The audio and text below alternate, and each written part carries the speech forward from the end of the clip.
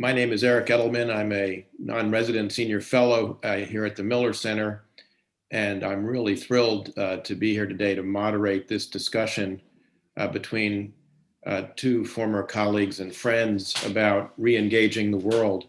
When people say on a Zoom event that they're really thrilled to be here with the panelists, it's usually a grace note. In this case, I really am genuinely thrilled to be able to bring to you these two tremendous experts.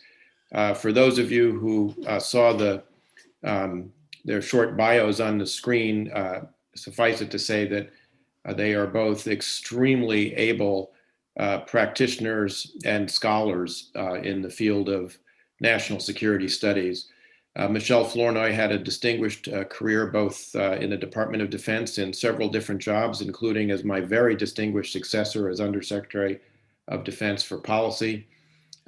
She also was a founder of the Center for New American Security, which she now serves as chairman of the board for, and is also co-founder with Secretary of State Tony Blinken of West Executive Advisors, where she is now the managing partner.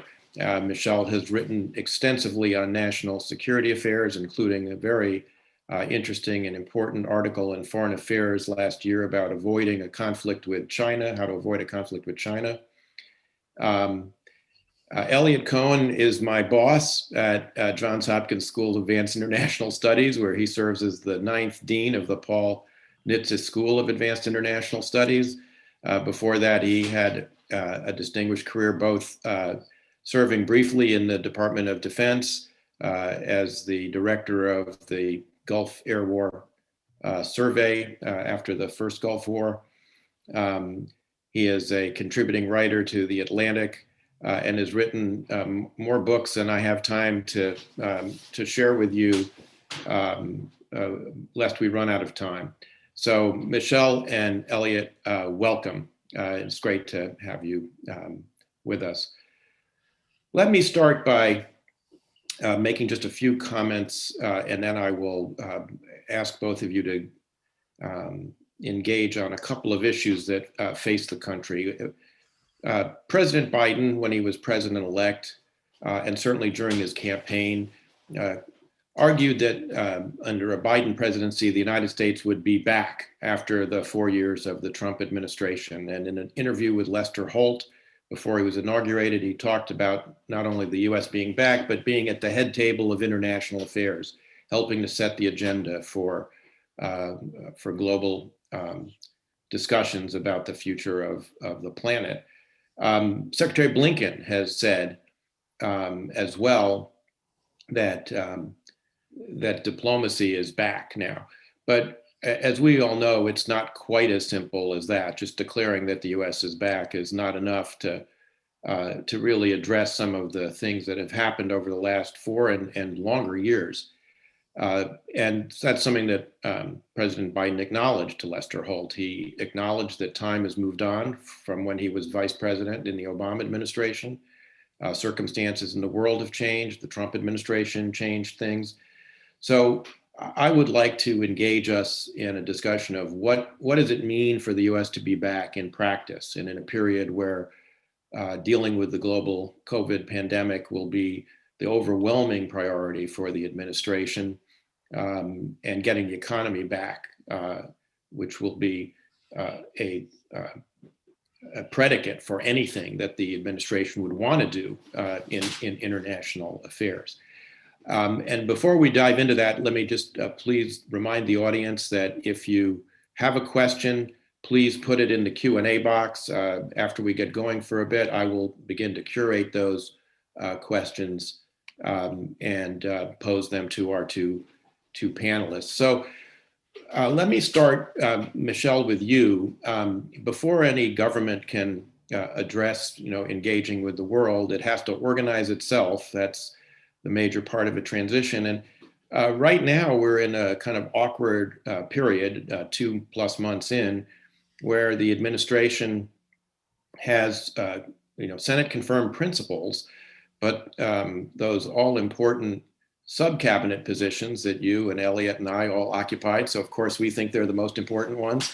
have yet to have, in most cases, confirmed uh, people sitting in them. So we have a confirmed Deputy Secretary of Defense, but not a confirmed Deputy Secretary of State. We don't have unders in either institution.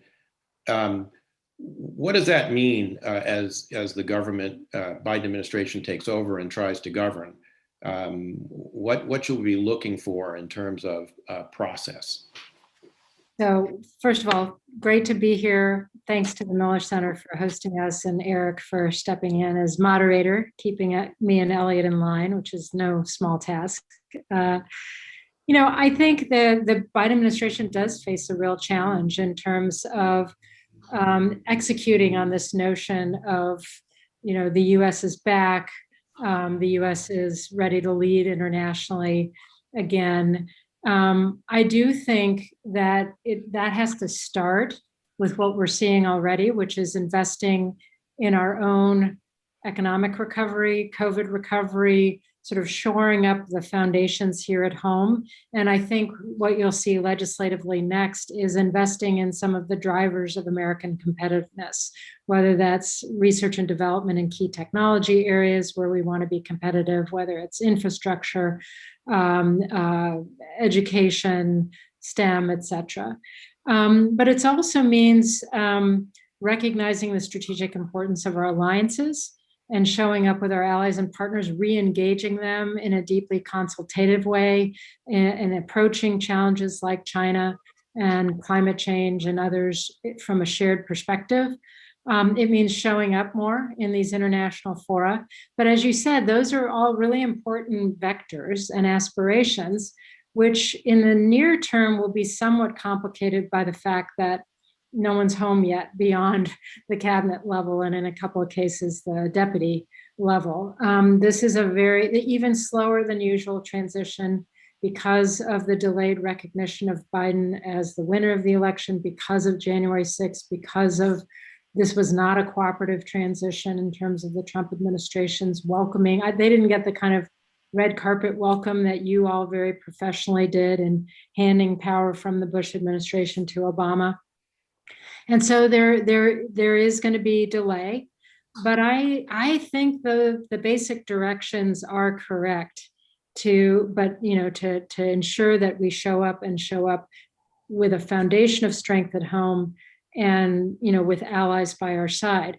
That said, you don't undo 4 years of having the world see us in a different light as retreating from our international responsibilities. You don't recover from that overnight. So it's going to take some time and hard work. Yeah, I would add, Michelle, to what you said, that I've been actually quite impressed at how much both Tony and Lloyd Austin have done in the first, and Jake Sullivan have done in the first few months of the Biden administration in terms of outreach to allies. And I think Secretary Blinken's in Europe today, if I'm not mistaken, or is on his way. And I think the Five Eyes statement about the genocide of the Uyghurs in China and the associated sanctions, including both US and EU sanctions, is a real testimony to Secretary Blinken's devotion to the creed of my former boss, Secretary George Shultz, that alliance management is like gardening. It just requires constant attention and weeding. So I really give Secretary Blinken very high marks for these first couple of months in terms of alliance management, which I agree with you is going to be absolutely vital once they get the economy going. And Elliot, before we turn to the substance, one more sort of process and staffing issue. I think a lot of us have been concerned about the institutional damage that has been done to the Department of State, and I would say, and the Department of Defense and the Office of the Secretary of Defense. I think the State Department's gotten the lion's shares of the press attention on this score, but and Michelle might have a different view, but my view is that in the Office of the Secretary of Defense, there's been quite a bit of damage done as well, and the departure of a lot of career folks who've left there as well. How does one go about kind of repairing that kind of institutional damage? and how long do you think it will take? So again, let me begin by thanking you for moderating this and for the Miller Center for hosting us. This is a very old-fashioned panel. I mean, there you are, the embodiment of the deep state, Eric, having served both Democrats and Republicans. And I mean, I used to be a Republican at least, but there's Michelle, a Democrat, and there's me, a quondam Republican. And you'll actually have trouble getting us to fight with each other very much. There's a lot of kind of old-fashioned bipartisan consensus, although I'm sure we'll work at it and find something we can disagree with. I think there is a lot of institutional damage, but you have to measure it in several ways. One is simply a departure of high-quality people, and that clearly happened at state, and I think it happened to some extent. It's not clear to me quite how much in defense, but I'm sure it happened there. That includes a lot of the career people that you really count on to be the sort of ballast of those departments. I think there's another kind of damage which will be relatively short-lived, which is young people deciding that they don't want a career in public service. I would have been, and I think a lot about this as a professor, which is really what I've spent most of my life being, and as a dean. I think that'll turn around pretty quickly. I think a lot of young people will now return to public service. There's a third kind of damage, which I believe is actually more pronounced in defense than it is at state. And that's a kind of internal shifting of the balance of power. As you know, I was all in favor of appointing Jim Mattis as Secretary of Defense, despite the fact that he was a recently serving general officer. I thought it was an emergency measure given who Trump was. I actually was not particularly pleased with the Austin appointment on process grounds, not on personal grounds. Just I have real reservations about those changing the law to allow recently serving officers to be Secretary of Defense. But I think one of the consequences of the Trump years was that a weakening of that always precarious balance between the office, the offices that the two of you both ran in succeeding administrations, the policy shop, and something of a weakening of civilian authority and direction. And I think that's going to be one that's very hard to rebuild. I hope our friend Colin Kahl gets appointed, gets confirmed, although, as you know, there's a tussle about that. But that's going to take a real effort and a real effort on the part of Secretary Austin, I think, to make sure that the civilian voice does end up being as authoritative as it ought to be.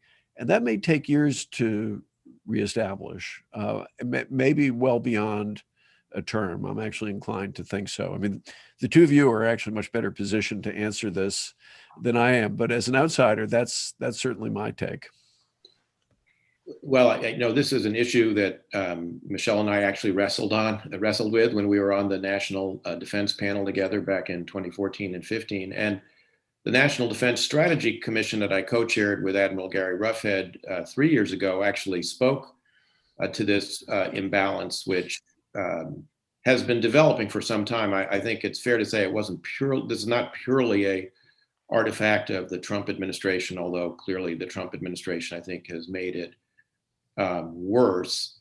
And I would note that Kath Hicks, the Deputy Secretary of Defense, was on our commission. And so I think she's certainly aware of these imbalances as well. But Michelle, from your point of view, putting aside the efforts of folks at DOD, are there things that could be done, not just at DOD, but in the NSC and in the Congress to help right this imbalance, I think, that people have, correctly pointed to? Just for instance, one thing that occurs to me is I think the practice that the Congress has gotten into of having combatant commanders come in and give a review of their area of operations to the committees of jurisdiction ought not ever happen without either the undersecretary or the responsible assistant secretary sitting there with the combatant commander to provide the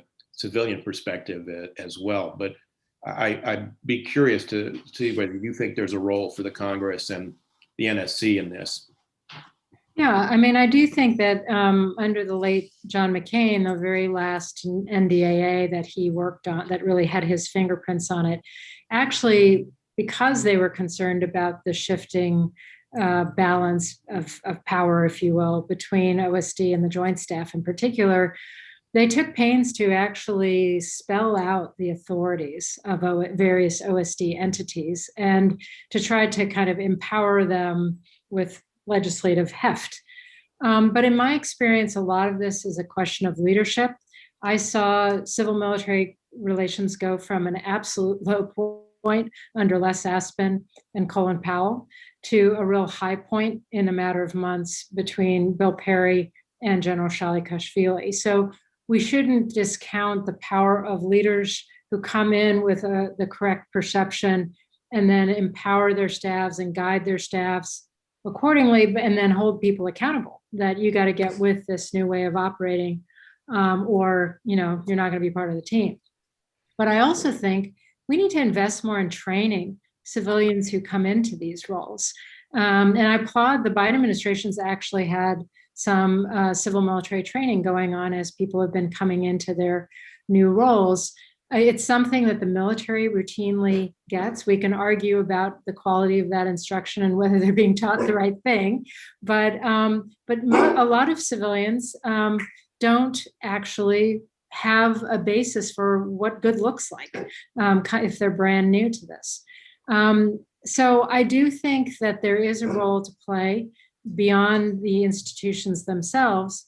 And it's really, really important to correct. I'm a little bit more hopeful than the two of you in that with the right leadership and the right people coming in, a lot of the new appointees in civilian positions, senior positions in DoD will have prior experience. They will have worked in a situation where they learned what good looks like. So there should be some muscle memory there. And my hope is that that's a lot to correct the imbalance. A lot of progress can be made in the next 4 years. Well, great. With having solved all the process and staffing problems, I want to turn to the very intractable world that the Biden administration faces. One of the things that struck me after the meeting in Alaska between Jake Sullivan and Tony Blinken and their Chinese counterparts was,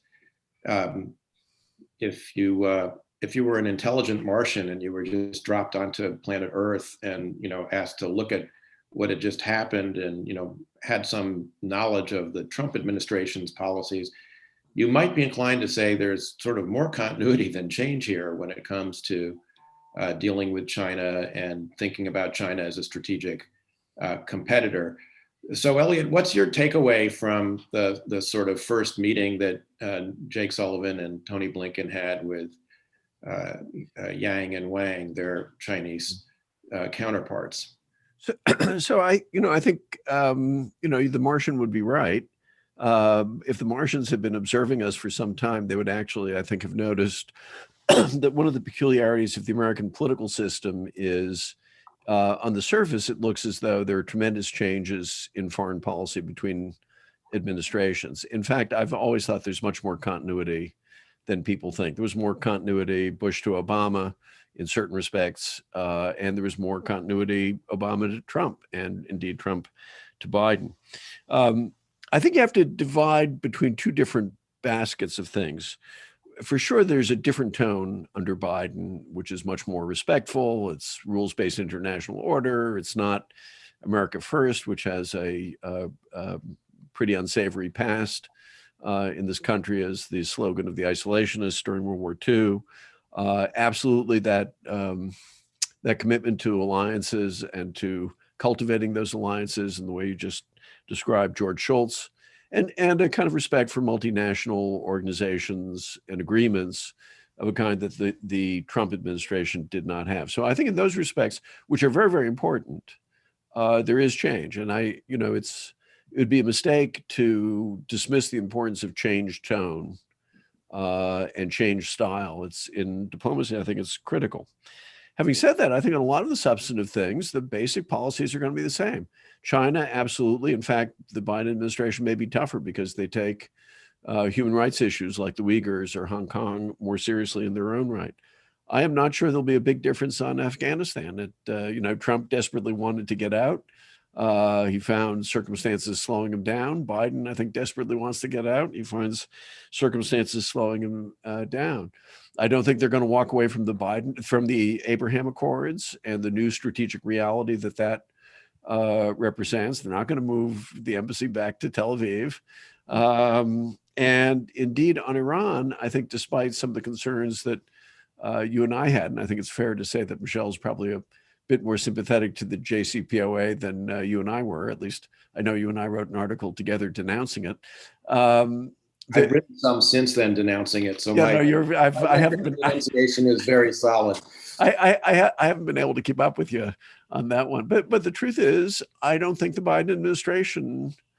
There may be some people in it who would like to kind of fall back into the JCPOA with only minor changes. I don't think that's where the president is. And I don't think that's where the policy is going to be. I think it's going to be a tougher kind of policy. So I think on a lot of the big substantive issues, we'll be seeing lots of continuity. And that's fine for two reasons. One, some of the things the Trump administration was doing, and I say this as a card-carrying never Trumper, were not terrible. Some of them were terrible. Some of them were not terrible. But those things will be continued. And then the second thing is, there's a lot of energy that it takes to begin radically changing your policies. And I agree with Michelle, there's so much that needs to be done domestically that I wouldn't want them pouring an enormous amount of energy into restructuring American foreign policy. If I could throw out one last thing, then I'll be quiet. I think they're actually going to have one asset which people are radically underestimating, and that's our success in vaccinating our population. There's been all this stuff about, well, the Chinese are giving away vaccines, on which the data is a little bit shaky, all over the world, and look at their vaccine diplomacy. What's the world is going to see is a model of a huge country that successfully vaccinates its population and takes care of its people, and then begins to be very generous to, as I'm quite sure we will, to other countries. That actually makes us a really good model. And I think in a way that's going to be a lot more impressive and gain the United States more moral influence than, if you were giving half of the vaccines away to other countries. Yeah, I agree with that. And I think it's a very important point. And I think you're right that vaccine diplomacy will start to become a more important salient element of the Biden administration's policy as time goes on. I just want, before we turn to Iran and Afghanistan, all those really fun topics, I want to just stick with China for a second. And Michelle, you wrote about this last summer, about how to become more competitive with China, but also how to bound that competition so that it doesn't lead to a conflict that I don't think anybody wants. One could add to what you addressed something else, which is now cropped up, which is how does one talk about China competitively without adding to the frightful eruptions of anti-Asian violence that have taken place in our own country? I think that's an enormous challenge as well. And in the context of making us more competitive with China on the military side, how do you do that with a DoD top line that at its very best is likely to be flat, if not, slightly declining to some degree? Yeah. So I think we need, I do think that the last three administrations, frankly, have had a common diagnosis of China, a China that is becoming increasingly assertive and powerful and more aggressive in its behavior. But I think that, we shouldn't minimize the differences of approach that we're likely to see towards dealing with that in a Biden administration, starting with this notion of investing in the drivers of our competitiveness here at home. And in my mind, it's very important to talk about China as a competitor who we want to avoid becoming an outright adversary in a war. I mean, I think both Beijing and Washington, anybody in their right mind, wants to prevent a conflict between two nuclear armed powers. So the name of the game here is going to be deterrence from a military perspective. It's going to be ensuring that the Chinese understand that whatever narrative of U.S. decline, that they've tell themselves, that we're going to show them, prove them wrong, given some time. This is why the administration wants to buy some time to show COVID recovery, to show economic recovery, to show smart investment in new military capabilities and the strengthening of deterrence, to say we're not in decline, we're here. And that if you think about aggression, either A, we're going to keep you from being successful, deterrence by denial, or B, we're going to impose such costs that it's not going to be worth it to you. And so don't even think about it. But with you're right, it's tricky. We've got to be able to do that without making China, this sort of evil empire in terms that sort of ramp up anti-Asian or anti-Asian American, sentiment in the country, because we've got Asian Americans, they are not China. China is something very different, and China will also be a country that we cooperate with. We're going to see John Kerry go to a Chinese-hosted climate summit coming up. This is a critical area of cooperation. So we can't paint them in black and white. They're shades of gray. We've got to deter them.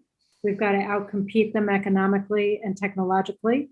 We've got to leverage work with our allies to push back on norms and standards and other international rules that they try to violate or change. We also have to cooperate with them in key areas. So this is a multi-level chess game. This is not it's not checkers anymore. This is very, very complex. But I think I have a lot more confidence that this administration is up to that task than, say, the last one, which tended to see, particularly the president, which tended to see things in very tactical, astrategic, black and white terms. Yeah, I'm glad you raised the issue of the norm setting in international institutions and China's efforts to kind of rewrite the rules of the game, as it were. One of my criticisms of the previous administration was, rather than stick it out in these organizations and fight to make sure that the Chinese don't succeed in doing that, there was a tendency to withdraw or not nominate people to fill the positions, et cetera, which to me was just totally self-defeating. I want to turn to our other potential great power competitor, and then after this round, I want to start. We've got a lot of questions now flowing into the Q&A box, and so I want to start going to some of the questions, and I'll try in doing it also to drag Iran, North Korea, Afghanistan, et cetera, into the conversation. But on Russia, just as we just had the meeting in Alaska, we've had a lot of activity on the Russian front, as it were, as well. We just had the report from Avril Haines, the director of national intelligence, about election interference in the 2020 election, which shows once again the intelligence community believes a pattern of behavior on the part of President Putin to try and put his thumb on the scale for Donald Trump, as he did in 2016. We have the administration continuing to consider how to respond to the solar winds hack, which appears to be one of the most far-reaching hacks. So of course, we'll have to see what the Microsoft hack, which appears to be a Chinese hack, how far that went. And then we've got, the president, when asked by George Stephanopoulos about whether or not he considered, President Putin to be a killer, saying, yes, I do. And that's led to the recall of Ambassador Antonov, in a kind of huff. What's the delay, Michelle, in actually imposing sanctions on Russia for the solar winds and election interference? One thing that has puzzled me is why it's taken so long to actually see some action. I mean, President Biden, when asked about it, said you'll see something soon, but so far, we're 2.5 months in, or 2 months in, and there doesn't seem to be much activity on that front. I mean, we have the imposition of sanctions on China for the Uyghurs, but what's holding things up on Russia, do you think? Well, I think on Russia, again, you have a policy review going on. And, to be fair, it's, the administration has only been in a matter of weeks. It's still getting its people in place. I think they are doing a deep dive to understand the damage from solar winds. It is an unprecedentedly extensive attack, but it was predominantly espionage so far as we know. And so I think they're thinking through how best to respond to that. But you've also got the poisoning of Navalny, the opposition leader, where there have been some initial sanctions placed. You have these, the recent just released DNI report on election interference. So I think it's all going to be coming, but they're probably wanting to architect a multidimensional strategy that's not just sanctions, but what is the cyber response? What is the diplomatic response? What is the sanctions response, and so forth? And all of that has to fit into a broader Russia strategy. I mean, Putin has made clear that he remains very committed to using his KGB toolkit to be a spoiler, to undermine the democratic model wherever it is, be it here in the United States or in Europe, because that is the biggest threat to his regime in Russia, is true democracy. And I think he's also wants to have Russia have a seat at the great power table. So he will intervene in Syria to force himself to be, Russia to be relevant in the Middle East. He'll intervene elsewhere for the same purpose. So I don't put Russia and China are very different kinds of challenges. One is the challenge of a rising power like China. The other is a declining power that's going to do a lot of make a lot of mischief and do a lot of damage as it declines. But again, I would give the administration a little bit of time to put together a fulsome strategy. But I have no doubt that they're going to push back on this Russian behavior, because this is an area where I don't think we did enough outside of conventional military deterrence. We didn't do enough to push back on Putin over the last 4 years. Elliot, on Russia, do you think that we need, I mean, Michelle was just saying that we had done enough on the conventional military deterrence part of enough, but we did okay with the European Reassurance and Defense Deterrence Initiative. Took my question away. I was going to ask about the EDI. All right, what more can we do to, Elliot? Let me put it this way: to deter Russian malign activity. I mean, there seems to be a pretty broad, not just interference in the election, but pretty broad information operations aimed at destabilizing not just the United States but the West, and using our own deep political divisions, against us. It used to be that Soviet foreign policy tried to drive wedges between the U.S. and its allies. Now, Russian political warfare seems mostly aimed at driving wedges between, Americans, between and among Americans. How do we, combat that kind of political warfare? So, I think in this respect, actually, I may disagree slightly in emphasis with Michelle.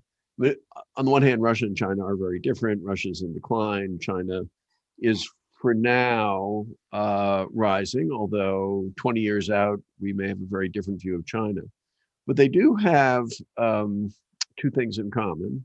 One is they're both actually quite profoundly threatened by liberal democratic norms. And we forget that the Chinese are equally threatened by them. If you look at the vast amount of effort that they pour into trying to censor free expression in their own country through a wide variety of means, that's a threat to them. And they also play at this game. They are also threatened by liberal democratic values. And the other thing is they're both increasingly expert at marginal forms of aggression, which are not so dramatic that they, trigger World War III. Whether that's the takeover of Hong Kong, the genocide of the Uyghurs, pushing limits in the South China Sea, or the seizure of Crimea, or the war that's kind of simmering along in the Ukraine, which the Russians are quite successful at dialing up and dialing down. So I think in those two respects, we're facing somewhat similar challenges. And to some extent, although it's important to have nationally focused strategies, there's a broader picture. And actually here I give the administration a lot of credit. I thought Secretary Blinken was really very forthright in his articulation of the importance of having some kind of liberal democratic agenda as part of American foreign policy. And I completely agree with that. You know, that doesn't have to be a crusading mentality, but it is an affirmation of American values, and it's of strategic importance.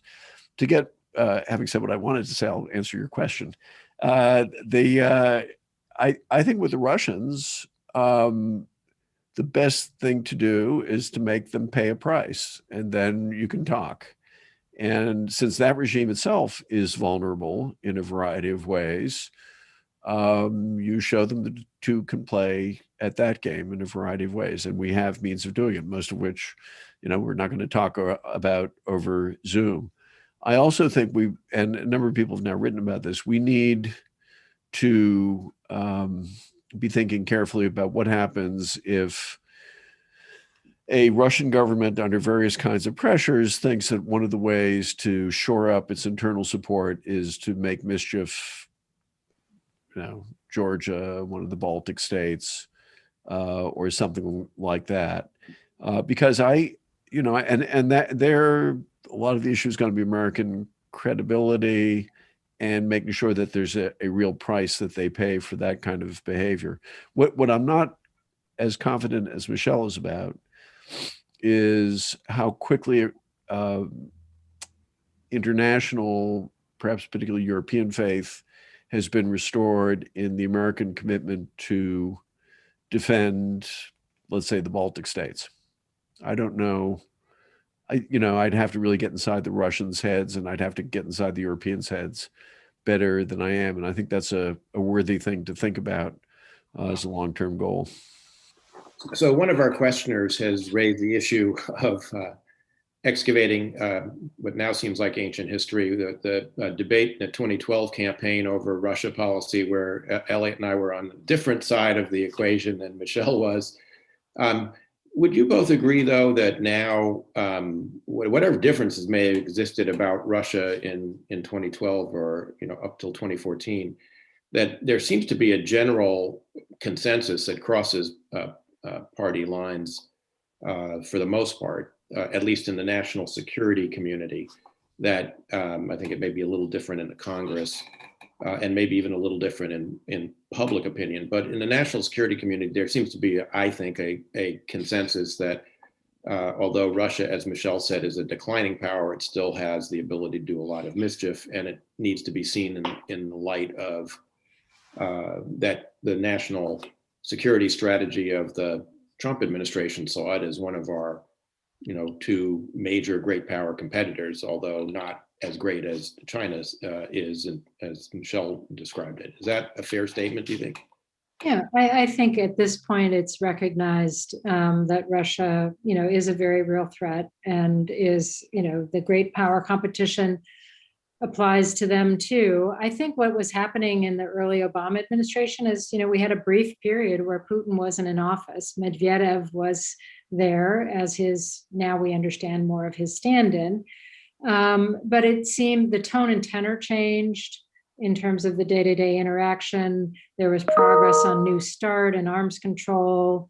There were some things that suggested it might be possible to reset the relationship. And I think what became very clear over time was that Putin was still pulling the strings. Putin was coming back, and the game really hadn't changed from a Putin perspective. And this was going to be a long-term set of challenges, as he revealed with a successive, set of aggressive actions and so forth. So I think at this point, there is a lot of bipartisan consensus on the Russia threat assessment going forward. If I could just jump in on this, Eric, I know you're a student of 18th century French diplomacy. You'll remember that there was something called La Secrète du Roi. So the French foreign ministry would have its foreign policy, and the king would have his own correspondence, which might be going completely counter to what the French foreign ministry wanted. I think that was actually sort of like what happened under the Trump administration, where the defense establishment, the State Department, the intelligence community, and I think a very large chunk of Congress, as you indicated, had a pretty consistent counter-Russian policy. The only problem was that the president had a completely different Russian policy. And it was very confusing. It's not always clear that the president always won, in part because he didn't really know how to operate the US government. But I think that's, here again, I think there may be a bit more consistency than one might think, because, on substance, we were actually in a number of areas reasonably strong on Russia, not enough, but reasonably so under Trump. We've got a question about the national security strategy. And as you both know, there's a statutory requirement for each new administration to produce one. I yield to no one except perhaps Elliot, as as a never Trumper, having signed all 4 of the never Trump letters in 2016.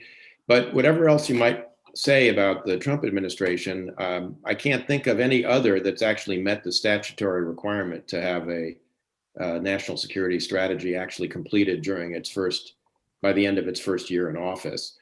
And it was followed by, of course, a month later, the national defense strategy that Secretary Mattis outlined. We've already seen an interim strategic guidance issued by this administration, which, at least to my reading, seemed again to suggest a bit more continuity with the Trump NSS, which, by the way, I think if you read the document and then watched the speech that President Trump gave, there's absolutely no evidence he actually ever read the document, but put that to one side. There does seem to be more continuity in the interim guidance with the previous NSS. Michelle, would you expect big departures either in the NSS or in the NDS when the department gets around to doing its revision of the defense strategy? And the subordinate part of the question was the relationship between these national security strategy documents and sort of named presidential doctrines. There never was, I don't think, really a formal Obama doctrine, but we've had the Bush doctrine and other doctrines associated with presidents. So what should we look for, Michelle, in the forthcoming national security strategy and national defense strategy? So I think in the strategy documents, I think you will see some points of continuity. I think there will be continued emphasis on great power competition, but probably from a broader lens that's not predominantly military, but broader in terms of economic, technological, ideological, as well as security domains. I think and that means that China will still kind of be thought of as the pacing threat. I think Deputy Secretary Hicks has already used that term publicly. And yet I also think this administration is going to broaden the range of threats to place some additional emphasis on transnational threats. They see climate change not just as an environmental issue, but as a national security issue, given the impact that it's going to have on resource competition globally, on migrations of populations, on our own military bases on the coasts being underwater potentially. I mean, on more frequent and severe weather events, natural disasters to which the U.S. military has to be part of the response. So there is a huge national security dimension. You'll see that. I also think coming out of COVID, pandemic prevention. How do we prevent the next one? That is going to be seen as a national security issue. And I think for most Americans, that makes a lot of sense given what they've just lived through. So I do think you'll see a heightened emphasis on transnational threats. I also think you'll see this theme again and again and again of by, with, and through allies and partners, that the U.S. is a leader of like-minded states. Naturally, we can become that again if we consult, if we engage, if we lean into these issues with our allies, and that we will ultimately be much more effective if we have others alongside us than we do trying to deal with things bilaterally. And this is an example where, there may be similarities in what the strategy document said, Trump to Biden, but in practice, Trump just he did everything bilaterally, and he must have asked Angela Merkel 16 times for a US-German trade treaty, and she kept saying, no, there's this thing called the EU. Germany is part of the EU. If you want a trade agreement, you have to deal multilaterally, US-EU. So I do think that will be a very big point of difference. And then again, keep coming back to the domestic foundations. If there's one thesis above all others in this administration, it is we shore up our domestic foundations in terms of COVID, in terms of the economy, in terms of investment in our competitiveness, in terms of sort of healing our political divisions and our racial divisions. And that's the foundation of our strength overseas. And so they'll come back again and again to that as a touchstone as well. I want to pick up, Elliot, on something Michelle just said about kind of the line between domestic and foreign policy and things that make sense to the American public.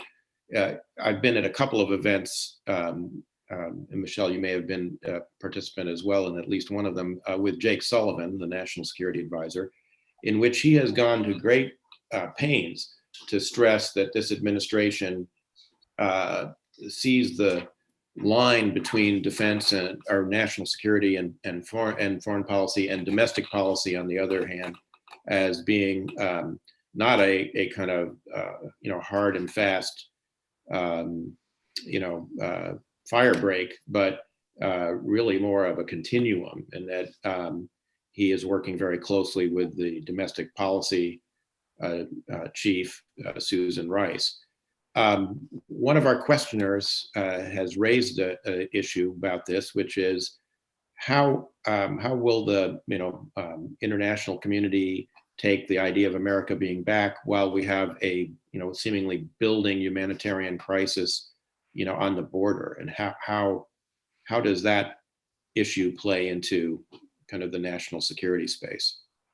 So, first on the general question, actually, it's a practical question for the Dean of the School of International Affairs that was founded 75 years ago when, we were over here and international was out there somewhere.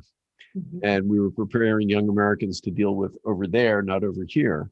And I think Jake's basic observation is right. Whether you're looking at climate change or cybersecurity and so on, then some of the distinction between international and domestic does,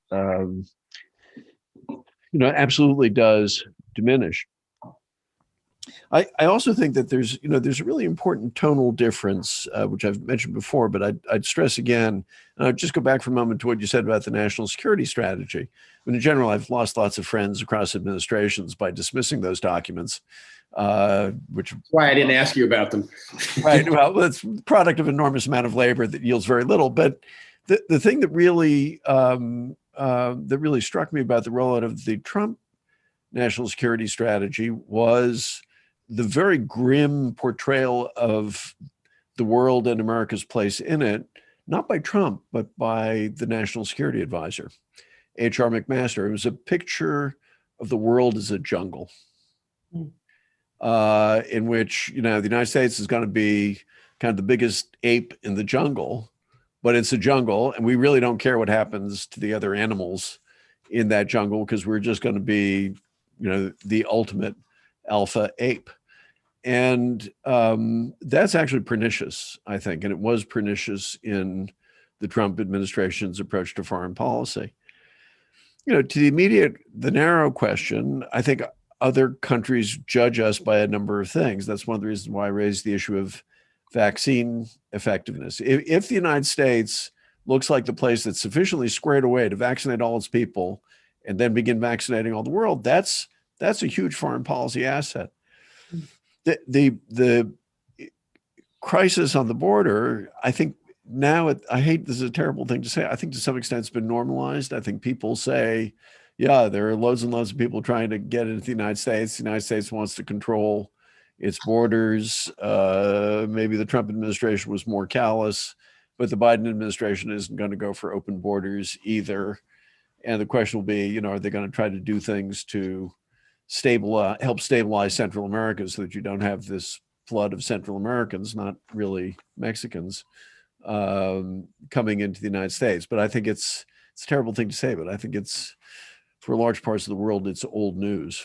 And so it's already kind of been factored into their understanding of the United States. That's not to say that we shouldn't be doing everything we can to address it intelligently. Although I will say that there on that one, the critical thing is to go to the source and see what you can do to stabilize and develop the countries that people are fleeing, which is something the Trump administration never even thought about, as far as I can tell. It was just, how do you build a really big wall?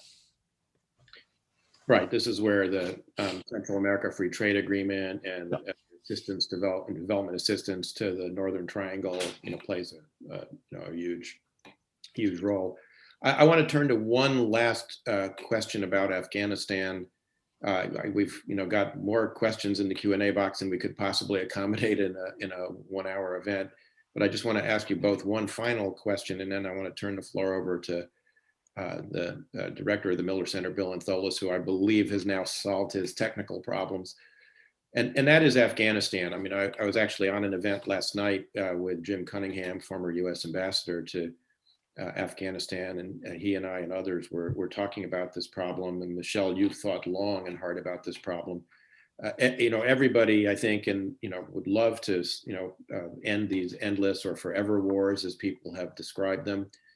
On the other hand, the penalty for a precipitate withdrawal without, adequate safeguards in place, could lead to some pretty horrendous consequences, not just for Afghanistan, but more broadly for the region and for South and Central Asia, but also for our allies in Europe and for the United States. You already see the administration sort of struggling with this. They've got a May 1 deadline under the agreement negotiated by Special Envoy Zal-Khalilzad. As Jake has pointed out in a couple of events I've seen him at, right now it doesn't appear that the Taliban is actually fulfilling all of their side of the requirements in this agreement. And from what you can see in the press, it seems to be kind of three options under consideration: go ahead with the withdrawal, postpone it by 6 months, set a new deadline in sort of November sometime, or just buckle in for a sort of indefinite stay without reference to a deadline. And I would observe that we're down to about 3,500 troops. They're not in combat. They're mostly in an enabling and sustaining role, providing assistance to the Afghan security forces for them to actually do the heavy lifting in the fight against the Taliban. Is that not sustainable over some period of time? Casualties have been relatively low. What would you recommend, Michelle, for the administration to do in this circumstance? Yeah, I think this is going to be one of the hardest early decisions that we see President Biden make. On the one hand, he was never a supporter of the counterinsurgency strategy in Afghanistan. He argued strongly against it back in the Obama administration. But he was very strong on a counterterrorism approach. And so the dilemma now is, on the one hand, I don't think they're going to feel very bound by the May 1 deadline, because there's all kinds of evidence that the Taliban has not lived up to its part of the agreement that Ambassador Khalilzad negotiated. So I don't think they have to keep to that inherited deadline necessarily.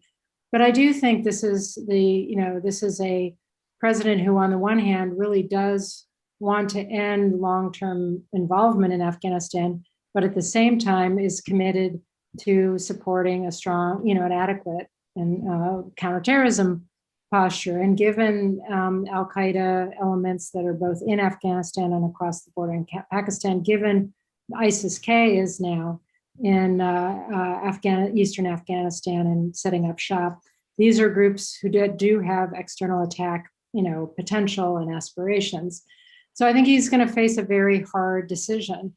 The thing about how sustainable 2,500 is, it's sustainable if the Taliban are not attacking us, which they haven't. That's the one part of the deal they really have kept recently. If the gloves came off there, then you're going to have a too small force in a very high risk situation, and you'll likely see casualties come up. And I think that would be a very bad situation to allow to happen. So I think Biden is going to hear lots of different views on this, and he's going to sort it through. If I had to bet on where they'll come out, I think they're likely to buy some time to see if they can use diplomatic pressure, not only, certainly on the Afghan parties, but also from across the region, to try to come to some kind of intra-Afghan settlement or some framework that would allow a more orderly drawdown over time.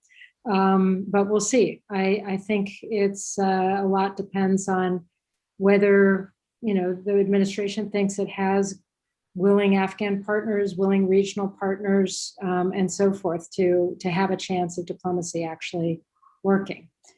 History isn't kind here. I mean, usually these kinds of negotiations go on for years before they produce a settlement. So this is a really tough situation. Elliot, I can give you, before I've got to kick the floor back to Bill, I can give you 60 seconds to provide. Okay, so I'll say quickly, my intuition is 3,500 is not going to be a sustainable number. And the second thing is, as you and I have often said to one another, the worst mistakes happen when you fool yourself into thinking that the things you would like to be true are true.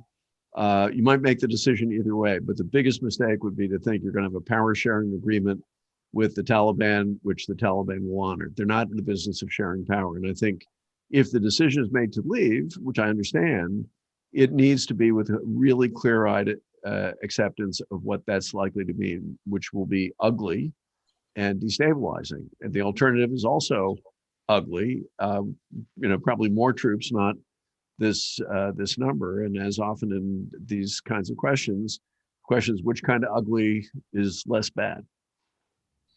Well, I want to thank both Elliot and Michelle for a really fascinating conversation this afternoon. We've not covered the entire agenda. We could probably go on for another 3 hours, but Bill, over to you. You're on mute, I think, Bill.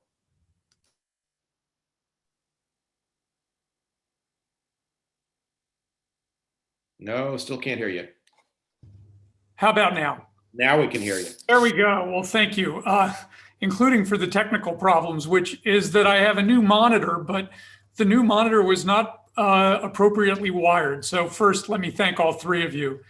I went back over my opening remarks, even though I was about 3 minutes into them before Eric realized what was going on and none of you could hear them. But let me just say, Eric, you were spectacular in saying almost everything I was going to say, except maybe even turning up the volume a little bit for how special it was to have three real rock stars in this field. I think one of the things the American system is blessed for is that we have had an incredible rotation of people who are not just high quality practitioners, but high quality thinkers inside and outside of government serve in these incredibly important positions.